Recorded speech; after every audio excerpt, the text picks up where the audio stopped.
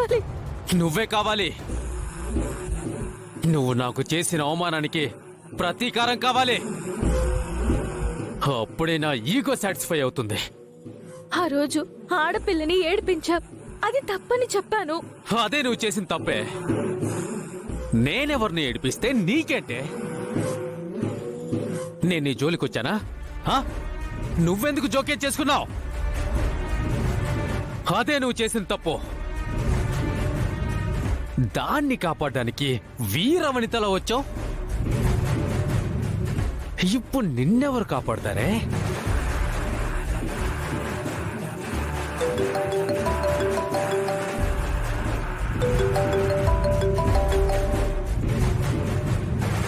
గౌతమ్ గారు ఫోన్ చేస్తున్నట్టున్నారు. అహల్య గారు ఫోన్ ఎత్తండి.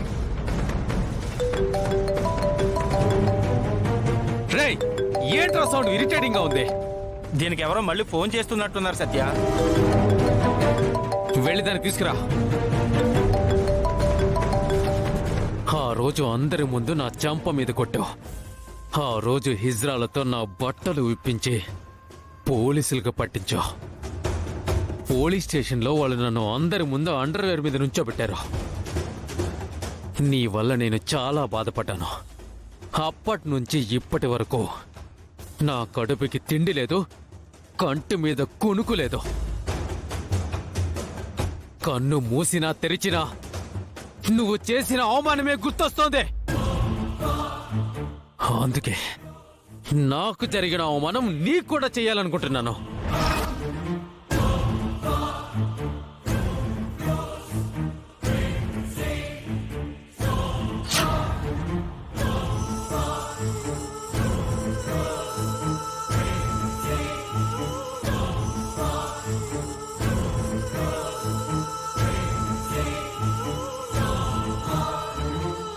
ఆ రోజు అందరి ముందు నన్ను ఎలా అవమానించావో ఈరోజు సిటీ సెంటర్లో నిన్ను కూడా అలాగే అవమానిస్తాను.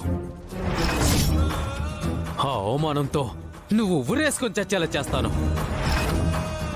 ఆ అవమానం ఎలా ఉంటుందో చూస్తావా? నన్నేం చేయొద్దు ప్లీజ్, నన్ను వదిలే ప్లీజ్. నన్నేం చేయొద్దు ప్లీజ్.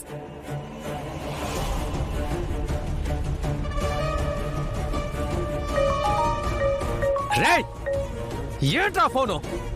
అన్నయ్య ఫోన్ చేస్తున్నాడు సత్య. పక్కెళ్ళి మాట్లాడు. సరే.